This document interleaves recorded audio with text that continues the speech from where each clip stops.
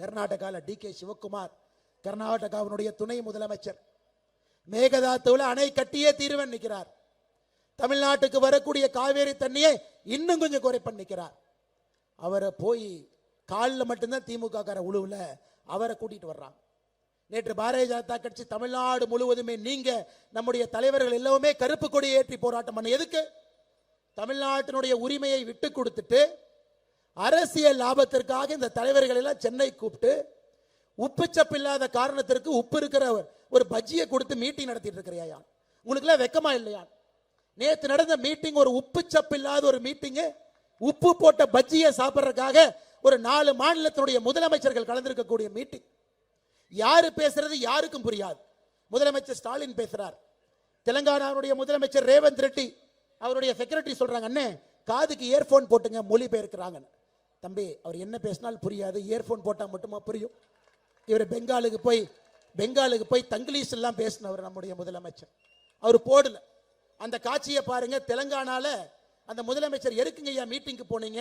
அவர் தமிழ்ல பேசுறாரு, உங்களுக்கு தமிழ் தெரியாது, நீ உட்கார்ந்து கேட்டீங்க, காதுக்கு அந்த மொழிபெயர்ப்பு கூட போடல. டி.கே. சிவகுமார் வெக்கமே இல்லாம பிரஸ் மீட்ல சொல்றாரு, மேகதாது அணை கட்டுனா தமிழ்நாட்டுக்கு நல்லதாமா. புழுக கேட்டிருக்கிறோம், அண்ட புழுக கேட்டிருக்கிறோம், ஆகாச புழுவை நேத்தா நான் பார்த்தேன்.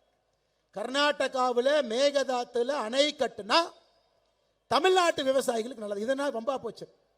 அதை சன் டிவிக்காரன் காடு போடுறான். அண்ணன் டி.கே. சிவகுமாரே சொல்லிட்டாரு, காவேரி பகுதியில் மேகதாத்து அணை கட்டினா ரொம்ப நல்லதாமான். பாரு, வெக்க கேடுங்க, வெக்க கேடு. எப்படியெல்லாம் ஒரு நரேட்டிவ் செட் பண்றாங்க.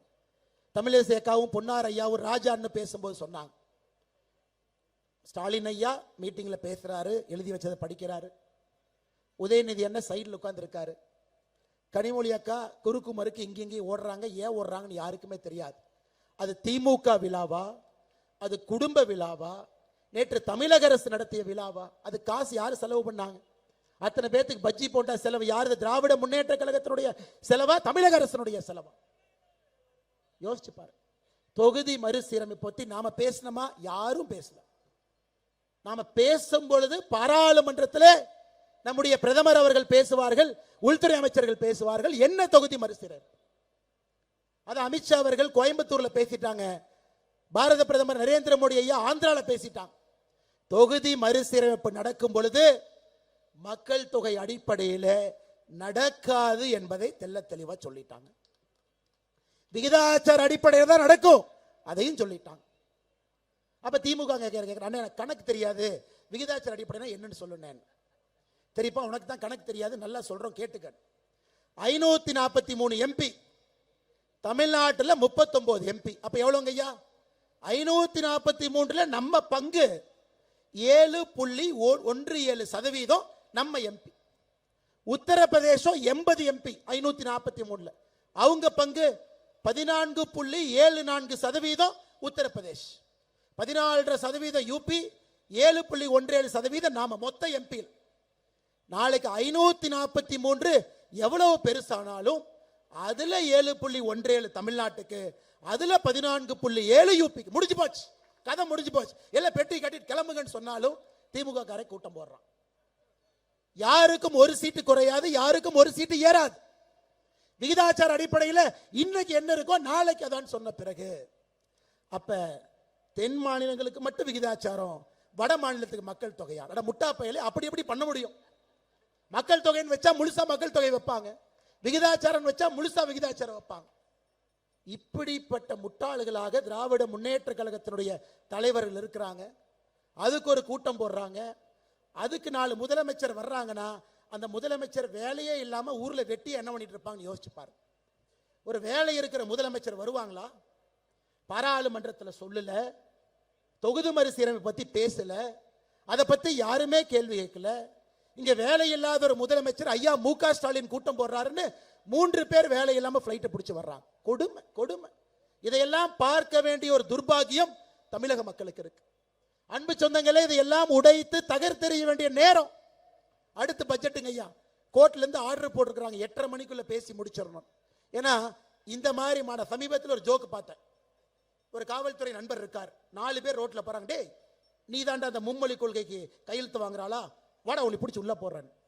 அந்த 4 பேர் சொல்றாங்க, ஐயா நாங்கெல்லாம் கஞ்சா விற்கிறவங்க, நாங்கெல்லாம் பெண்களுடைய தாலியை பிடிச்சி இழுக்கிறவங்க, அப்படின்னா போ போ போ போ அந்த மும்மொழி கொள்கையை தூக்கிட்டு வான். அது மாதிரி மும்மொழி கொள்கைக்கு ஆதரவாக இன்னைக்கு ஒரு பொதுக்கூட்டம் போட்ட அனுமதி இல்லை, அனுமதி இல்லை. கோர்ட்டுக்கு போய் இங்க இருக்கக்கூடிய தலைவர்கள் கோர்ட்டினுடைய அனுமதி வாங்கி கோர்ட் சொல்லியிருக்கிறாங்க 8:30 மணிக்குள்ள முடிச்சு. அதனால நாமளும் வேகமா முடிக்கணுங்க ஐயா, நீங்களும் ரொம்ப தூரம் போகணும்.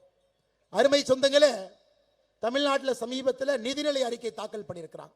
நிதிநிலை ஒரு வெத்து பேப்பரை தாக்கல் பண்ணிட்டு இவர் அவரை புகழ்றாரு, அவர் இவரை புகழ்றாரு. எதுக்கு மேஜையை தட்டுறாங்கன்னு எனக்கும் தெரியல.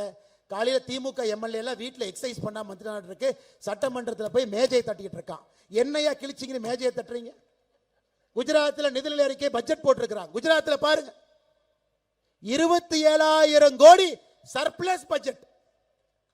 செலவை விட 27,000 கோடி வரவு அதிகம். அது ஒரு பட்ஜெட், ஒரு ஆட்சி. நீ என்ன பட்ஜெட் போட்டிருக்கிற? 52,000 கோடி டாஸ்மார்க் வருமானம். 52,000 கோடி டாஸ்மார்க் வருமானத்தை வச்சுக்கிட்டு 1,00,000 கோடி செலவு வருமானத்தை விட அதிகம். அப்ப டாஸ்மார்க் பணம் இல்லைன்னா 1,50,000 கோடி செலவு வருமானத்தை விட அதிகம்.